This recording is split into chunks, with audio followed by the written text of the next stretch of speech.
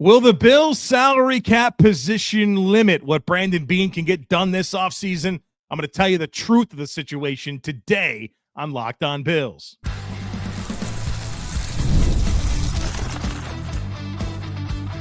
You are Locked On Bills, your daily Buffalo Bills podcast. Part of the Locked On Podcast Network, your team every day. What's up, Bills Mafia? It's Joe Marino, author of the Herd Mentality Substack, co-host of the Locked On NFL Scouting Podcast, co-host of the NFL First Read Podcast, and I'm your host of Locked On Bills. Locked On Bills is a proud part of the Locked On Podcast Network, now the #1 sports podcast network. Want to thank you for making Locked On Bills your first listen every day, and a big welcome and shout out to our everydayers. You know who you are. Those of you who never miss a single episode, I appreciate y'all being here very, very much. Today's episode is brought to you by FanDuel. Use your profit boost on an NBA future and get entered for your chance to win a trip to the NBA Finals. Play your game with FanDuel, the official sports betting partner of the NBA. Well, folks, welcome in. We are talking salary cap on today's episode and really exploring where the Bills are in terms of salary cap, what opportunities exist to create cap space, and then really just determine the reality of the situation. How aggressive can Brandon Beane be this offseason? How much will the cap situation restrict what is possible for him this offseason? We will get to the bottom of all of that here today on this episode. So let's do it. Let's dive into kind of breaking down where things currently stand. So the NFL salary cap for 2026 is not completely finalized, but teams have been given a range for where the 2026 cap will fall. And so it is estimated to be between $301.2 million and $305.7 million. So that is what teams will have available to spend on player contracts for 2026, between $301.2 and $305.7 million. So for the Bills, here's what it means. Well, according to overthecap.com, the Bills currently have $319.5 million in 2026 cap liabilities. Now, in the offseason, there's something called the Rule of 51, where only your 51 highest salaries count against the salary cap. So when you take the Bills' current 51 highest salaries, that equals $310.2 million. So based on where that cap will fall, between 301.2 and 305.7, the Bills will have to clear cap space because they will be over. They will be over by between $4.5 million and $9 million, depending on the final cap figure. So the Bills right now are projected to enter the offseason over the cap by between $4.5 and $9 million. And look, the Bills have been in a lot worse situations than that. A lot worse, all right? And the reality of the situation is that there are many moves and possibilities for Brandon Beane that he can execute to create cap space. And that's what I want to deliver to you right now, is really show you the different ways for Brandon Beane to create cap space and kind of get an idea for what he can get done this offseason. And so I think one of the primary ways of creating cap space for the Bills, and of course, pretty much every team, is by restructuring a contract. And when a team restructures a contract, part of the player's base salary is converted into a signing bonus and then prorated over the remaining years to provide immediate relief. Now, the downside is that it does increase the player's future cap hits. So teams must be selective about which contracts they restructure. Only players who are definitively in the team's future plans should be considered for a restructure. And so take Josh Allen, for example, obviously going to be around. His base salary in 2026 is $16.5 million. You could take that down to the minimum, convert it to a bonus, and then spread those cap charges across the remaining years of the deal. That's what happens with a restructure. And it's not like a player did this super kind thing to help the team create cap space. It's pretty much just an administrative move that dictates, how salary is expensed against the cap. So when Josh Allen restructures his deal, it's not like, hey, they had this big behind closed door meetings. This stuff is usually kind of baked into contracts. Like, hey, this is what's going to kind of happen down the road. And these things kind of go on autopilot a lot of times. So let's talk about the Bills' opportunities to create space with restructures. First and foremost, Josh Allen. You can restructure his contract and create $12.6 million in cap space. Another one that's very obvious to me is Spencer Brown. He's going to be the right tackle for the foreseeable future. You can restructure his deal for $10.6 million in cap space. Those two seem real obvious to me. Two more that I think are pretty obvious, Dion Dawkins. The Bills can restructure him for $11.4 million in cap savings. He's going to turn 32 this year, and I have little concern that Dion Dawkins won't be a high-end left tackle for the next 3 to 5 seasons. And then you also have Ed Oliver. You could restructure his deal for $8.9 million in cap savings. And I think Ed Oliver is going to be just fine in Jim Leonard's defense. So those 4 moves would create $43.5 million in cap space. So even if the Bills enter the offseason $9 million over, right there, bada bing, bada boom, there's $43.5 million. So you subtract 9 from 43.5, and you got somewhere in the mid-30s in available cap space by just those 4 moves. Now, the Bills might not do all 4. They might do 2 or 3, might do 1. But those are very obvious paths, in my opinion, to create cap space. Now, there are other additional restructure opportunities that I want to outline for you. I think these are less likely, but when you consider, potential moves that can be made down the road and the Bills need a little bit more cap space, these are some pathways. Greg Rousseau, the Bills can restructure him for $3.2 million in savings. And look, I think ideally you don't do that, not because you're concerned about Rousseau and him not being a good player for you, but because it's only $3.2 million, you're going to be able to do that for bigger amounts in future years. Josh Palmer, you could restructure him for $6.5 million. Certainly not a path I think the Bills will go down, but I want to present all of the options. Taron Johnson can be restructured for $5.6 million. Again, probably not a path they should go down, but one that's available. And then lastly, Michael Hoyt. The Bills could restructure him for $3.7 million in cap savings. So you could see with restructures, there's a lot of potential.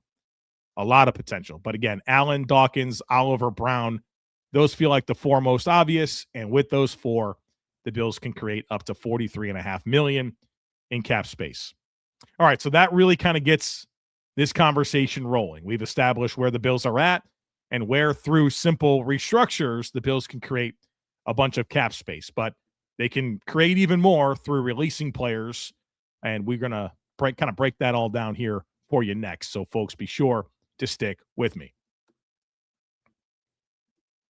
Finding a doctor you actually like can feel like discovering a diamond in the rough. Sure, you want someone who's in network nearby and has availability, but you also want a doctor who listens, makes you feel comfortable, and explains things clearly. That kind of doctor exists, and finding them is easy with ZocDoc. ZocDoc is a free app and website that helps you find and book high-quality in-network doctors so you can find someone you love without all the hassle. We're talking about booking in-network appointments with more than 150,000 providers across all 58 states, covering over 200 specialties, from primary care and dentistry to dermatology and eye care. ZocDoc makes the process simple. You can search by specialty or symptoms and actually build a care team that works for you. You can see real-time availability and book instantly, no phone calls, no waiting on hold. And you can also read verified patient reviews. And whether you want to go in person or do a video visit, ZocDoc makes it easy either way. Stop putting off those doctor appointments. Go to ZocDoc.com/LockedOnNFL to find and instantly book a doctor you love today. That's ZocDoc.com ZocDoc.com/LockedOnNFL. ZocDoc.com/LockedOnNFL. Thanks to ZocDoc for sponsoring this message. Ever wanted to experience the NBA Finals live and in person? Well, FanDuel is giving you the chance to turn that dream into reality with their NBA sweepstakes. Here's how it works. Use your profit boost on any NBA future, and you'll automatically be entered for a shot to win an NBA Finals trip for two. That's right, flights, tickets, the whole experience. If you're already looking at the board and thinking about which team can make a deep run, this is the perfect time to lock it in. I love futures this time of year, whether it's picking a team to win the championship or grab a conference title. It adds that layer of excitement to every game down the stretch. And now not only can your pick cash, but it can also send you to the finals. So visit FanDuel.com to get started. Use your profit boost on an NBA future and get entered for your chance to win a trip to the NBA Finals. Play your game with FanDuel, the official sports betting partner of the NBA. All right, so we've gone through the restructure possibilities. Now let's get into the release possibilities. These are players the Bills can release from their contract. And one thing that's always notable when discussing the potential of releasing a player is that there's something called dead cap space. And what is dead cap? Well, the remaining guaranteed money on a player's contract is counted as dead cap against the salary cap. And then you'll probably hear people say, well, if you do it after June 1st, the cap hits are different. Well, that's because when a player is designated for a post June 1st release, the dead cap on the contract is split between the current and following year. And also keep this in mind, if you release a player after June 1st, the cap savings are not applied until then. So if you think to yourself, hey, we'll release Taron Johnson, and that'll free up $8.7 million after June 1st. You don't get the 8.7 until after June 1st. So just keep that in mind as we discuss those possibilities. So there are two just glaringly obvious players the Bills should release and create cap space. One of them is Curtis Samuel. The Bills can release Curtis Samuel, and that would create $6.1 million in savings and $3.5 million in dead cap. Just seems obvious. Be done here. He's not been available for 2 seasons. Quit planning for him to be part of the mix, not having him, and then kind of missing out on a layer to your offense. Just be done here. $6.1 million in cap space. The other one that feels very obvious to me is Taylor Rapp. The Bills can release Taylor Rapp. That would free up $3.1 million in savings and only accumulate $667,000 in dead cap. So right there, those two moves. You release Curtis Samuel, you release Taylor Rapp. That is $9.2 million in cap space. Easy, right? Easy right there. Now, there are other opportunities that are a little bit more complicated and less straightforward to me. Let's talk about Dawson Knox. The Bills can release Dawson Knox, and that would immediately free up $9.64 in savings. It does also come with a $7.4 million dead cap charge, and that's not nothing, right? That's $7.4 million that you don't get to spend on other players. It just counts towards Dawson Knox, but you do get the 9.6 in savings. So that is like the most simple, basic thing that can happen. And here's what I can tell you is that something will happen, and it could be his release. The Bills could release him and then bring him back on a new deal. The Bills could also talk to him about a pay cut, which I think is totally possible. And I think you can also kind of bake that in with an extension. Right now, his cap hit is like $17 million, and none of it's guaranteed. Well, guess what? Dawson Knox is not going to go get $17 million in 2026 on the open market. I think that his market value is probably around $8 million. And so can you work out a deal with Dawson Knox where it's like, hey, let's add a year or two to the deal and bring your cap hit down and spread some of that into future years and maybe bake in some incentives. But ultimately, we'll keep Dawson Knox and at the same time have him for more years and reduce his 2026 cap hit. I think there's a possibility for that to happen. But ultimately, something will happen here. And the something that will happen with Dawson Knox, I would estimate frees up between $8 and $9.6 million in cap space. I'm hopeful that it's an extension or some type of pay cut that accomplishes both a significant amount of cap space and maintaining Dawson Knox on this football team. Something will happen there, and it will lead to cap space for the Bills. It's just a matter of whether or not it also leads to having Dawson Knox on the team versus him being somewhere else. So that something will happen there. I don't think the Bills will do it, but they could release Ty Johnson and free up $2.5 million and accumulate $820,000 in dead cap. I don't know why you do that. I'd want to continue with Ty Johnson for sure. Also, Dorian Williams. The Bills could release Dorian Williams and free up $3.6 million in cap space. They would save, be $228,000 in dead cap. So that would be pretty straightforward in terms of the accounting. However, I'd probably just want to continue with Dorian Williams and see what he can mean for the defense this year. And maybe he's a long-term answer for you. But again, want to present all of the options. So again, $3.6 million in savings for Dorian, $2.5 million for Ty Johnson. Another player that's a little bit tricky, but I think something should be done is Taron Johnson. Now, there's no immediate benefit to releasing Taron Johnson. You're not going to like what that means for your cap. However, you can do a post-June 1st release, which is, I think that's okay. Like, it gives you the opportunity to spend a little time with Taron, right? Like, he'll get a chance to mesh with Jim Leonard a little bit throughout the OTAs. And then you also have the offseason to add somebody in the slot. You could look at the situation on June 1st and say, you know what? I think we kind of like the different paths. It's maybe not vibing with Taron Johnson with the new structure. Okay, we'll post June 1, release him. That'll get you $8.7 million in cap savings. And you get $2.7 million in dead cap this year and $6.7 next year, right? That's the expense of this.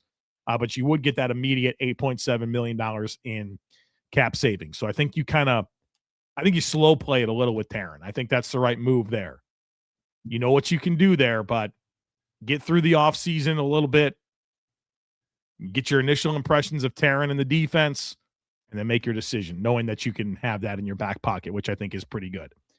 I would also, there's a pay cut conversation probably to have with Taron Johnson where, you look at his overall situation and say, hey, if we release you, you're probably not going to get this. So let's go ahead and just take it down here and we can bake in some incentives. I would imagine something is done with Taron Johnson's contract that will be a cap benefit to the Bills.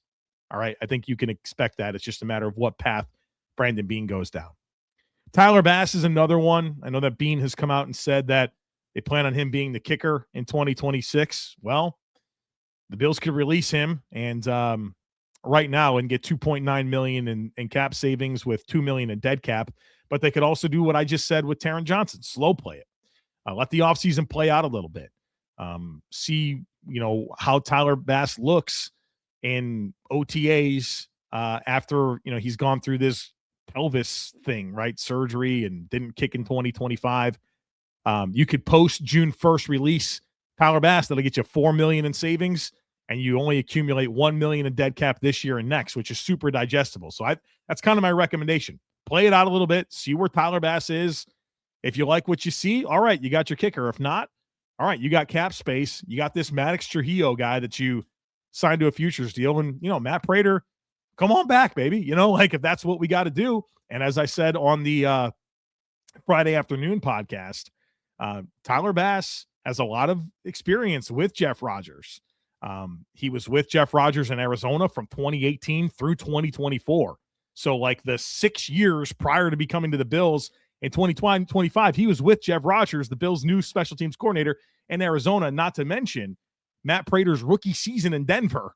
His special teams coordinator was Jeff Rodgers. So it's nice to think to yourself, all right, well, maybe we don't want to sign up for the 42-year-old kicker, but if Tyler Bass doesn't look right to us and we don't like this Trio kid, Prater, come on down, baby. You can come handle our place kicking duties again this year.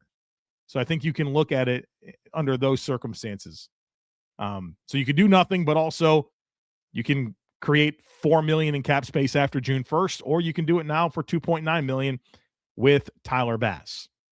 So there you go. More possibilities, more. But I think when it comes to releasing players, your most obvious thing to point out are Curtis Samuel and Taylor Rapp, and that's going to free up $9.2 million in addition to the restructure pieces that we discussed already. All right, so coming up next, I want to talk about players the Bills could extend and create cap space, maybe some pay cuts, and then really just tie this all together and gain the clarity that we're looking for in terms of what Brandon Beane will have at his disposal this offseason. So, folks, be sure to stick with me. Tax season doesn't have to take over your life this year. TurboTax is making it easier than ever to just hand things off and move on with your day. With TurboTax Full Service, you can have your taxes done for you by a trusted local expert start to finish without the stress or guesswork. Instead of spending hours trying to figure out forms, you can meet with a local TurboTax expert in person or connect online. They'll handle everything from W-2s to self-employed forms and work to give you every deduction. You can upload your documents, go about your day, and get updates right in the TurboTax app. It's a huge time saver and gives real peace of mind knowing an expert is handling it. For a limited time, you can have your taxes done by a local TurboTax expert for just $150 all in if a TurboTax expert didn't file for you last year. Just file by February 28th. Take taxes off your plate and get back to your life. Visit turbotax.com/local to book your appointment today. All right, folks, welcome back. Let's talk about a few additional paths for Brandon Beane to create cap space, and we'll do extensions next. So the Bills can extend some players, and the reason that would give you some cap relief is that you would take this year's salary and bake it into the extension. So they're not going to get any less money, but you'll take the money and administratively expense it in future years. So take it down to the minimum and push it into future years to create immediate cap space. The three players that could happen with, and again, I'm not sure if any of this will happen, but I want to present all the options. O'Cyrus Torrence. We've seen Brandon Beane quite frequently extend players that he drafted after their third season. So players in the NFL are extension eligible after 3 seasons. And so he did it with a bunch of players last year. Christian Benford, Khalil Shakir, James Cook, Terrell Bernard. That's a very common thing that he's done, and it leads to a lot of good value. Spencer Brown's another player that he was able to do that with. And so does he feel good about O'Cyrus Torrence? Did they feel like he's going to take a big step this year? Well, they could do that and free up $2.2 million in cap space. You can do a similar thing with Dorian Williams, extend him, and that would free up $1.9 million in cap space. And then the same thing with Dawson Knox, as I talked about earlier. You can extend him and free up about $8.2 million in cap space. So that's also on the menu. There's also the pay cut conversation that I talked about with Dawson Knox. I think the same thing applies to Taron Johnson. Taron Johnson has $8.1 million in base salary. None of it's guaranteed. If Taron Johnson was released, I don't think he gets that. I don't think he's going to go get $8.1 million. So can you say, hey, we need to take this down to 4, and then we'll bake in some incentives that you can earn back. But, there's a concern about your projection, blah, blah, blah. You can certainly develop a sound case for Taron Johnson being approached to take a pay cut. Not sure it will happen, but again, I'm just trying to present the options.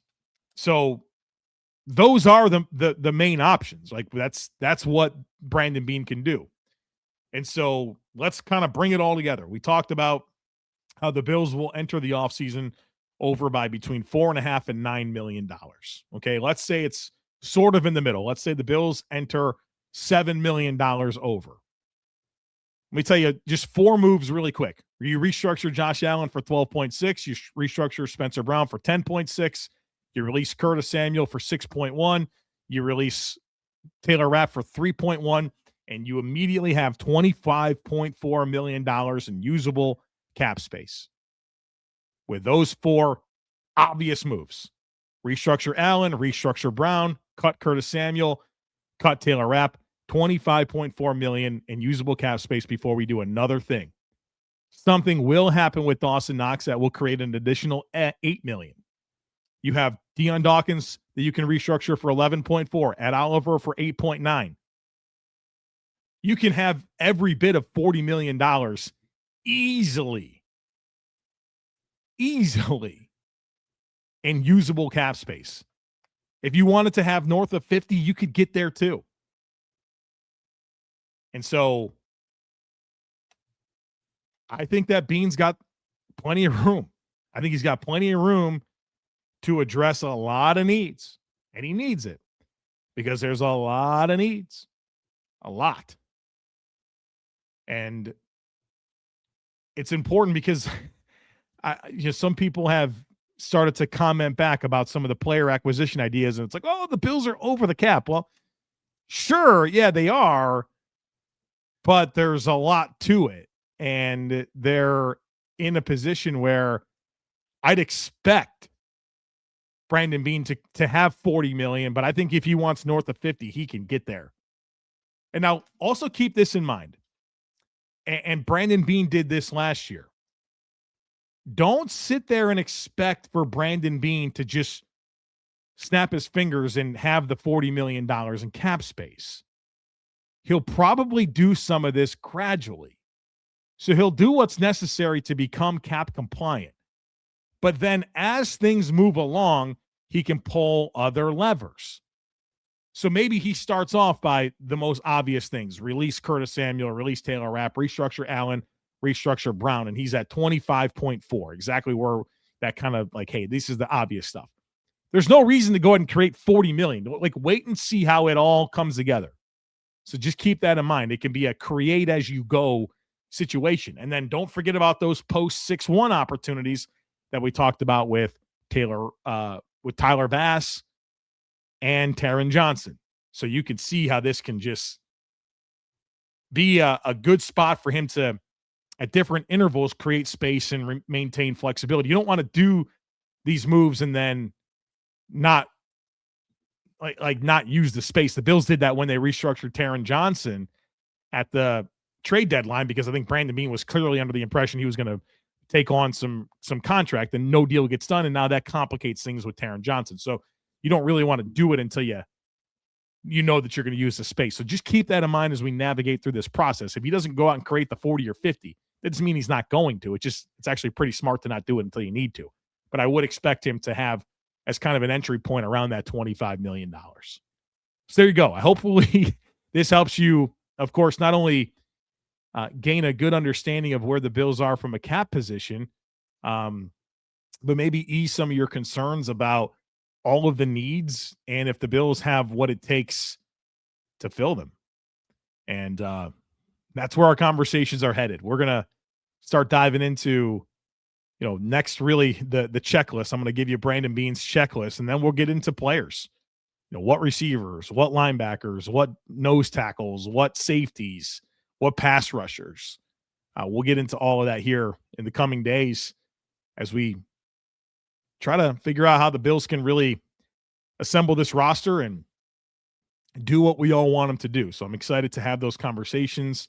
Remember, we have Bills Squad at 1:30 p.m. Eastern time on Monday. That'll be live on YouTube, and then it will live on YouTube, of course, and then we'll post it as an audio podcast when we're done recording it live. Some people have asked, is this a live? Yeah, it's live. It's me and Jerry and Jeremy. We are talking live. So come be part of that. It's fun. The live chat's always a good time. So we have that for you on Monday at 1:30 p.m. Eastern time, and tons of content coming this week and every week. Ramping up the episodes. Get ready for a lot of days where there could be a second episode, an afternoon drop. I'm going to work in some herd mentality stuff with that. I'll have some additional conversations with Jerry Ostrowski. So not only is the usual content coming, but more is coming here on this podcast. So don't miss anything. Make sure you're subscribed. We would love it if you took a second to rate, review, and share the podcast. Have a great rest of your day. Go Bills. And I look forward to catching up with you again real soon.